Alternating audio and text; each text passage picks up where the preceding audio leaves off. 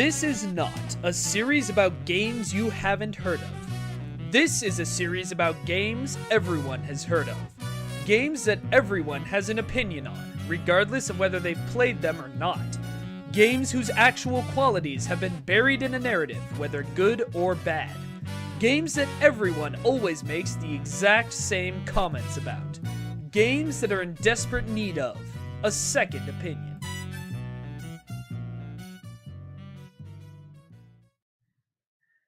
Hi everybody, Dr. Coleman here, and no, I may not be a real doctor if you're the kind of person who has to label everything, but I do play a lot of Pandemic, which I think we can all agree is just as good. I know some of you are probably feeling a little bit sad, a little bit stressed this week, and so I wanted to talk about a game that's just plain good after spending the last 2 weeks sacrificing a couple of sacred cows. Besides, I think it's time we return to what really made me first popular on this channel, which is to say, the Doom series of video games. That's right, this week we're going to be talking about the ever-polarizing Doom 3 and giving it a much-needed second opinion.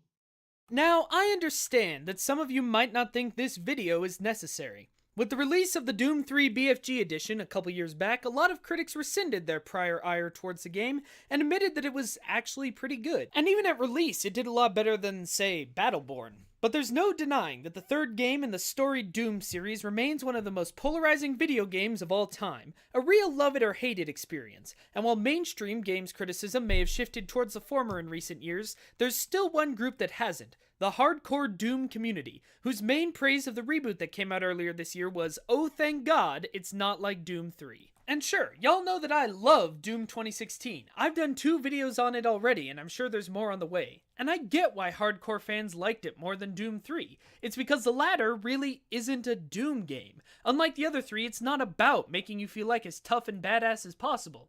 It's not focused around large-scale fights, requiring an intricate knowledge of your weapons and the monsters you're fighting with them. And most of the bright colors of the other games have been replaced with brown, gray, and brown. But as nice as it was to have a reboot that took everything that was great about the original games and brought it back for the modern era, Doom 3 was an example of something we don't see very much in games. A reboot that took the original and used it as a starting off point to make something that, while completely different, was still amazing. That's right, amazing. Doom 3 isn't just good. It's not just something where you shrug and go, it could have been worse. It is a modern masterpiece. A real 10 out of 10, not an IGN 10 out of 10. And to talk about it, we first need to understand what Doom 3 actually is. Like I said, it's not a Doom game. It's not a fast-paced action game at all. Instead, it's a horror shooter, and that can be a tricky thing to get right. How do you make monsters and situations scary when you can just blast your way out of them? By doing what Doom 3 did, which is to keep the player constantly on edge by making sure they never know what to expect. Oh sure, you can kill an imp with a single shotgun shot, if you know where it is, but since they can teleport in anywhere, even behind you, or even in areas you've already cleaned out, you can't just run forward guns blazing. Instead, the player is forced to be constantly checking all sides, and even then, you're going to be scared by something jumping out of what you thought was a normal patch of wall. There's several places in the game where you'll hear the distinct sound effect of some monster, something which the first 2 games trained you to listen for, and no monster will actually arrive, making you even more paranoid. In fact, one of the best, and sadly least talked about, moments in the entire game is when you finally get to Delta Labs. The entire game, you've been hearing about how Delta Labs is the most dangerous place in the whole facility, the eye of the demonic invasion. You know this place is going to be filled with monsters, and you've been saving up ammo for when you get there. And then when you do, there's nothing. For almost the entire first area, there's no monsters whatsoever, just a lot of blood and destruction, and then every so often, there's the sound of a monster coming in. I must have played the game 10 times or so by now, and even I still panic and think the monsters are coming sooner than they actually are, every time. And then when the fight finally does come, it's so brutal and difficult that you almost wish it hadn't. That is terror. And you know what else? And this is something that's likely to get really controversial even if you're a fan of the game. The fact that the game's so dark is a good thing, as was the design decision where you could only use the flashlight or a weapon. What's that? What? I'm super fired. Okay. The horror of the game, which is the emotional response that makes it fun to play, comes from the fact that you're never quite sure what's going on, or whether what you're doing right now is going to be the right way to proceed without getting killed. Spoiler, it never is. Not being able to see the monsters properly, even when they're right there in front of you, is the next logical step after not knowing where they're going to come from, and the environment is intelligently designed so that the areas where you most desperately want there to be light are the darkest. And this was completely ruined when the BFG edition, in all other ways a superior port of the game, made the flashlight and your gun one and the same. I mean, yeah, sure, the no duct tape on Mars problem wasn't realistic, but this is a game series about creatures from hell invading a Mars base. Since when was realism more important than good game design, especially in a Doom game?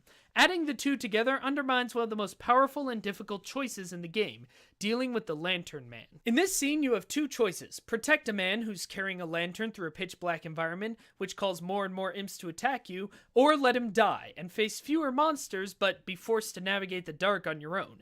It's a much less difficult choice, and it kind of undermines your position as hero of the story when you can have your cake and eat it too.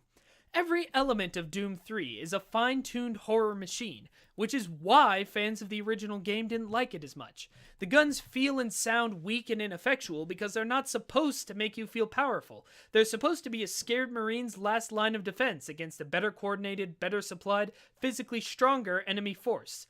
The environments are dark and claustrophobic because you're not supposed to feel like you can move around freely. You're meant to feel trapped in your own home base.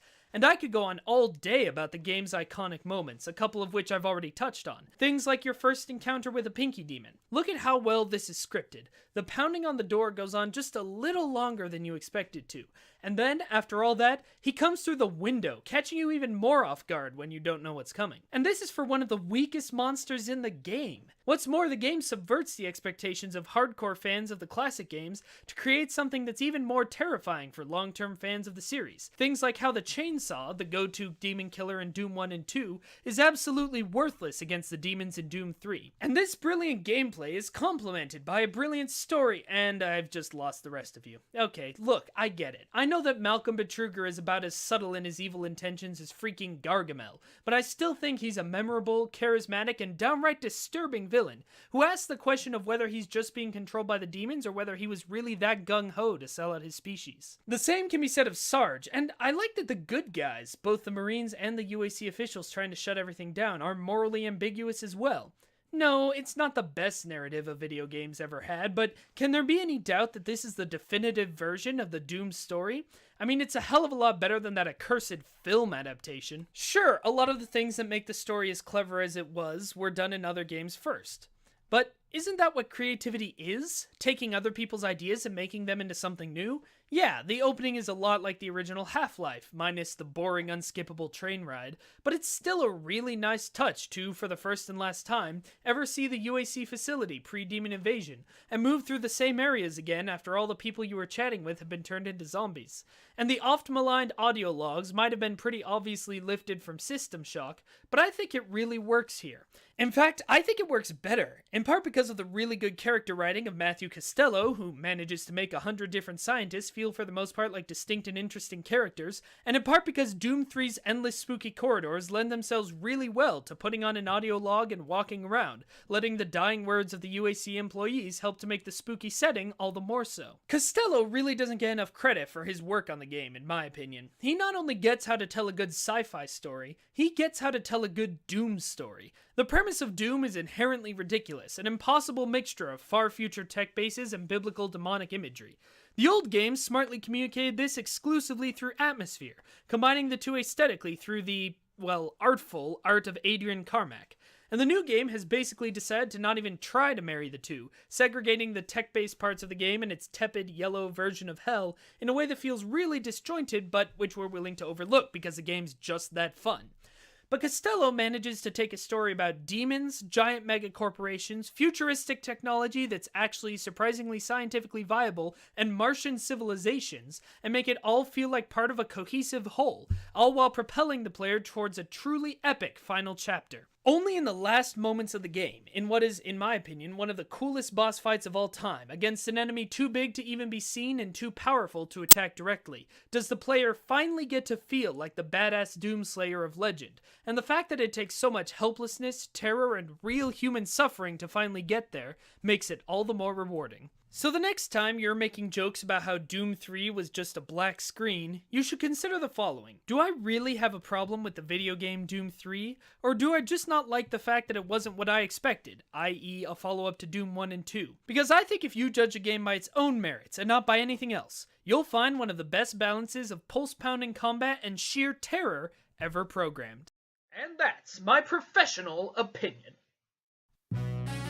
Thanks for watching this episode of Second Opinion. If you have a game which you think needs a second opinion, be sure to let me know in the comments, and there's a good chance your idea will be covered in the show. New episodes go up every Friday night. If you want to see more work from me and the rest of the talented Hey Poor Player team, be sure to subscribe, follow us on Twitter, or check out heypoorplayer.com, where I do a lot of reviews. If you know someone you think would like the show, please tweet about it or share it on Facebook, or just spread the word. Every extra view proves the show is viable and ensures that I can make more episodes. Until then, destroy the Seekers, and the Guardian becomes vulnerable! I don't know why I said that. I mean, stay professional, stay opinionated.